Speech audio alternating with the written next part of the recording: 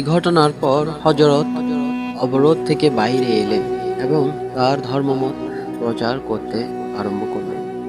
কিন্তু তার শত্রুপক্ষ বহুগুণে তাদের অত্যাচারের মাত্রাকে বাড়িয়ে তোলে। এই দুর্দিনে হযরত তার সহকর্মীদের এতটুকুও সাহায্য করতে পারতেন না। তবুও তাদের ঈমানের জোর জাগিয়েছিল তাদের এক স্বর্গীয় জীবন শক্তি। তাই জীবনের অন্তিম মুহূর্তেও তারা ছিলেন অটল। অবরোধ থেকে মুক্ত হওয়ার পরের ঘটনা।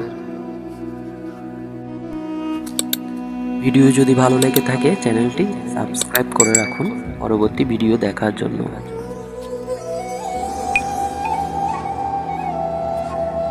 যে রাতে রাসূলুল্লাহ সাল্লাল্লাহু আলাইহি ওয়াসাল্লাম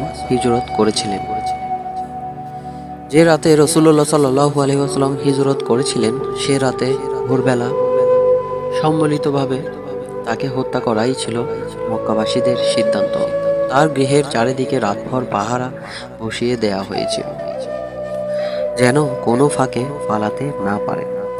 এই নাজুক অবস্থায় হিংস্র আত্মাইদের উপর প্রতিশোধ গ্রহণ করার শক্তি রাসূলুল্লাহ সাল্লাল্লাহু আলাইহি ওয়াসাল্লাম ছিল না।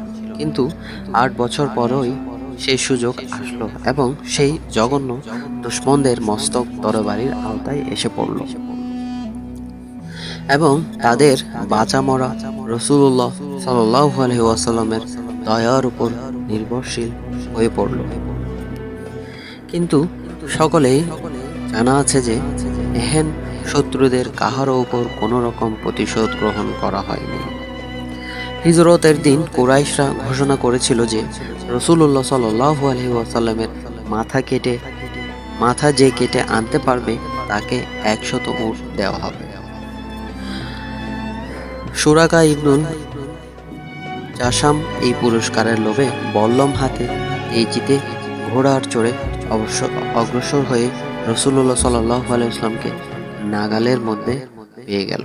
এরপর 3 বার অলৌকিক ঘটনার সম্মুখীন হয়ে সে ঘোড়া থেকে মাটিতে পড়ে গেল। সে ভীত সশস্ত্র হয়ে আমার নামা লিখে দোয়ার জন্য আর্জ করলেন।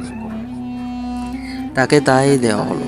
এ ঘটনার 8 বছর পর সুরাকা মুসলমান হলে রাসূলুল্লাহ সাল্লাল্লাহু আলাইহি ওয়াসাল্লাম এই ঘটনার উল্লেখ করেন।